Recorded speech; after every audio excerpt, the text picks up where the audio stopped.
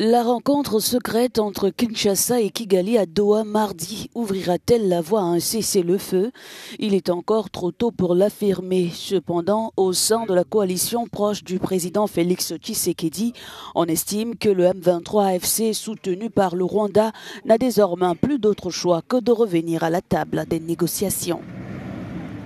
D'abord, il faut reconnaître que le M23 n'a jamais été dans la logique de la paix, parce qu'à plusieurs reprises qu'il leur a été tendu la main de la paix, ils n'ont jamais accepté cela, que ce soit par les assises des présidents africains réunis sous l'égide de la SADC ou encore lorsqu'il s'est agi des réunions de l'EAC et même de la CEAC.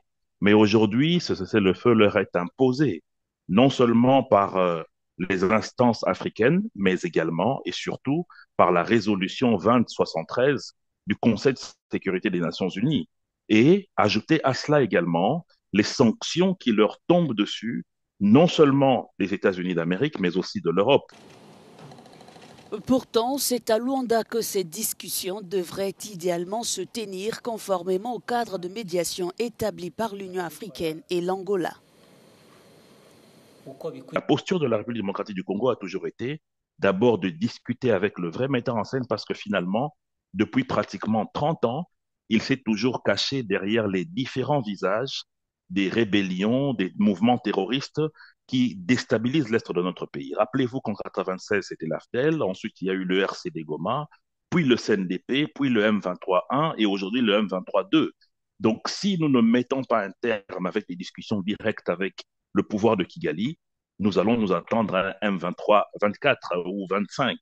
Donc, il était de la décision du président d'abord de rencontrer le président Kagame pour avoir des discussions directes et pour les autres fils égarés de notre République qui ont pris les armes contre leur pays, de rejoindre les processus qui ont été entamés à Nairobi et à Luanda.